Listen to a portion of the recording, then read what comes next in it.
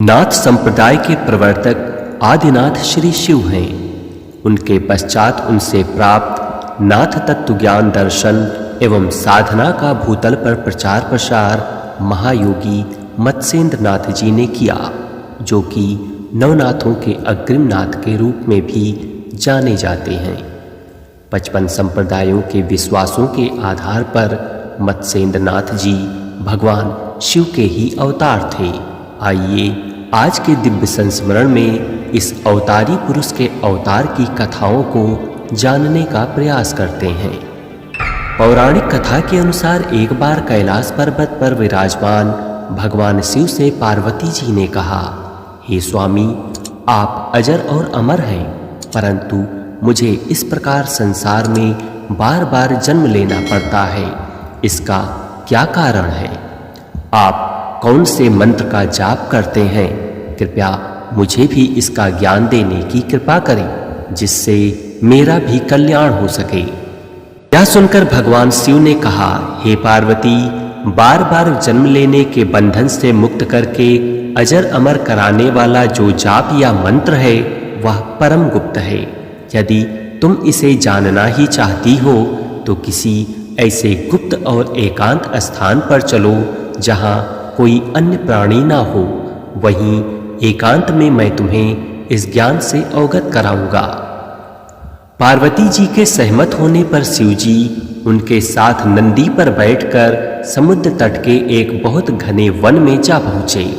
उस घने वन में किसी जीव या पक्षी की छाया भी नजर नहीं आती थी। उस घने वन में एक स्थान पर शिव जी ने अपना बाघ का आसन बिछाया और दोनों वहां बैठ गए। शिव जी वहां बैठकर उन्हें तत्व ज्ञान का उपदेश देने लगे। कुछ समय तक पार्वती जी ध्यान मग्न होकर उस उपदेश को सुनती रहीं, परंतु देव संयोग से बैठे बैठे उन्हें निंद्रा आ गई। शिव जी ने यह समझा कि उनका यह उपदेश वे ध्यान मग्न होकर सुन रही हैं, अतः उन्होंने अपने उपदेश को देना प्रारंभ रखा। हे देवी, मैंने जिस रहस्य में ज्ञान का उपदेश दिया है वह तुम्हारी समझ में ठीक प्रकार से आया है या नहीं, यह मुझे बताओ।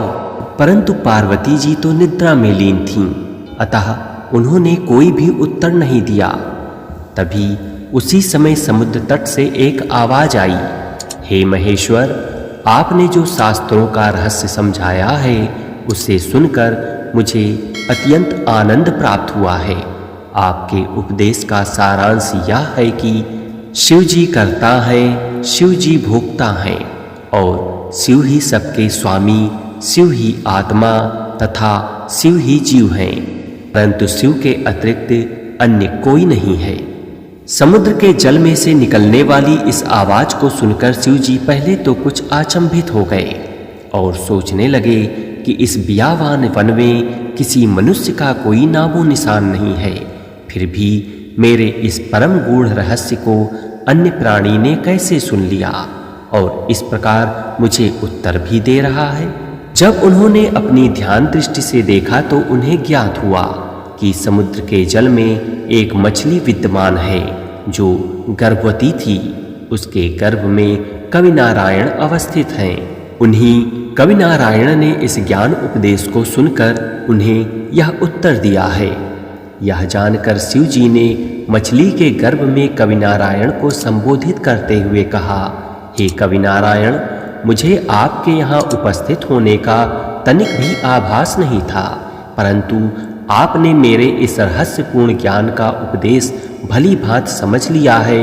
यह जानकर मैं अत्यधिक प्रसन्न हूँ, क्योंकि आप तत्व ज्ञान प्राप्त करने के योग्य हैं। हे कवि नारायण, आप इस समय गर्भ में स्थित हैं, अतः इस समय इस तत्व ज्ञान का मनन करते रहिएगा। यथा समय जब आपका जन्म हो जाए तब समयानुसार बद्रिक आश्रम आकर मुझसे मिलिएगा। वहां मैं सिद्धों के महान गुरु भगवान दत्तात्रेय द्वारा आपकी दीक्षा एवं उपदेश कराऊंगा। उसे ग्रहण कर आप अजर और अमर हो जाएंगे। कहा जाता है कि सृष्टि की रचना करते समय पितामह ब्रह्मदेव ने अपने द्वारा उत्पन्न की गई परम सुंदरी सरस्वती नामक कन्या के मनमोहक रूप को देखकर काम भाव में आसक्त हो गए। उसी कामातुर अवस्था में उनका वीर स्खलित होकर अनेक स्थानों पर छिटक कर जा गिरा। उसी वीर से 88,000 ऋषियों का जन्म हुआ। उसी वीर का एक अंश समुद्र में जा गिरा था, जिसे एक मछली ने निगल लिया था। उसी अमोघ वीर के कारण वह मछली गर्भवती हो गई और कवि नारायण ने उस गर्भ में प्रवेश कर लिया और वे ही मच्छंदर नाथ कहलाए। स्कंद पुराण में प्राप्त कथा के अनुसार भृगुवंशीय किसी ब्राह्मण के घर में गंड योग में एक शिशु का जन्म हुआ था। गंड योग में पैदा शिशु माता पिता के लिए घातक होता है। इस आशंका के कारण उस शिशु को समुद्र में फेंक दिया गया था।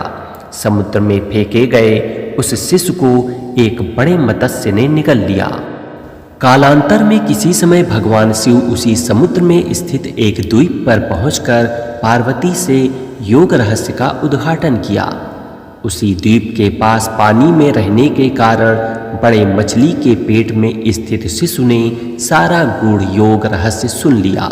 बाद में जब शिव को इसका ज्ञान हुआ तो उन्होंने उस मछली का पेट फाड़कर शिशु को जिंदा निकाल लिया। भगवती पार्वती ने उसे मंदार पर्वत पर ले जाकर उसका पालन पोषण किया। बड़ा होने पर शिव उस शिशु को पृथ्वी पर योग मार्ग के प्रचार के लिए नियुक्त किया। मत्स्य अर्थात मीन के पेट में उपस्थित होने के कारण इस शिशु का नाम ही मीननाथ या मत्स्येंद्रनाथ पड़ा। वहीं कौल ज्ञान निर्णय नामक ग्रंथ के अनुसार भगवान शिव के पुत्र कार्तिकेय जी ने किसी कारणवश कुलागम शास्त्र को चुराकर समुद्र में फेंक दिया था, जिसे एक मछली ने निगल लिया। बाद में स्वयं भगवान शिव ने मत्स्येंद्रनाथ का अवतार धारण कर समुद्र में जाकर कुलागम शास्त्र को निगल जाने वाले मत्स्य का पेट फाड़कर उक्त शास्त्र का उद्धार किया था। इसी घटना के कारण महायोगी मत्स्येंद्रनाथ का नाम मत्स्यधन पड़ गया था। नाथ संप्रदाय में आदिनाथ और दत्तात्रेय के बाद सबसे महत्वपूर्ण नाम आचार्य मत्स्येंद्रनाथ का है। कौल ज्ञान निर्णय के अनुसार मत्स्येंद्रनाथ ही कौल मार्ग के प्रथम प्रवर्तक थे। कुल का अर्थ है शक्ति और अकुल का अर्थ है शिव। मत्स्येंद्रनाथ के गुरु दत्तात्रेय थे। मत्स्येंद्रनाथ हठ योग के परम गुरु माने गए हैं। इनकी समाधि उज्जैन के गढ़ कालिका के पास स्थित है। हालांकि कुछ लोग मानते हैं कि मच्छिंद्रनाथ की समाधि मच्छिंद्रगढ़ में है, जो महाराष्ट्र के जिला सावरगांव के ग्राम मयावा गांव के निकट है।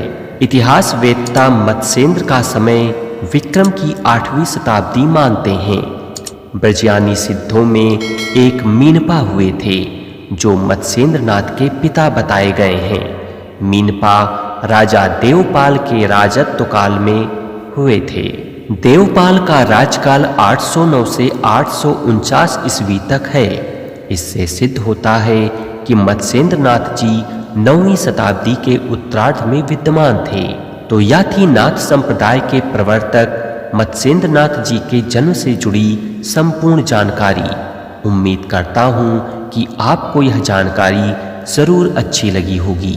अगर हाँ तो इस वीडियो को लाइक करें, अधिक से अधिक लोगों को शेयर करें और कमेंट में इस वीडियो से जुड़े अपने विचार जरूर दें। चैनल को सब्सक्राइब करना ना भूलें। फिर मिलेंगे एक नई वीडियो में कुछ नई जानकारी के साथ। तब तक मैं विवेक कुमार श्रीवास्तव आपसे विदा चाहूँगा। धन्यवाद।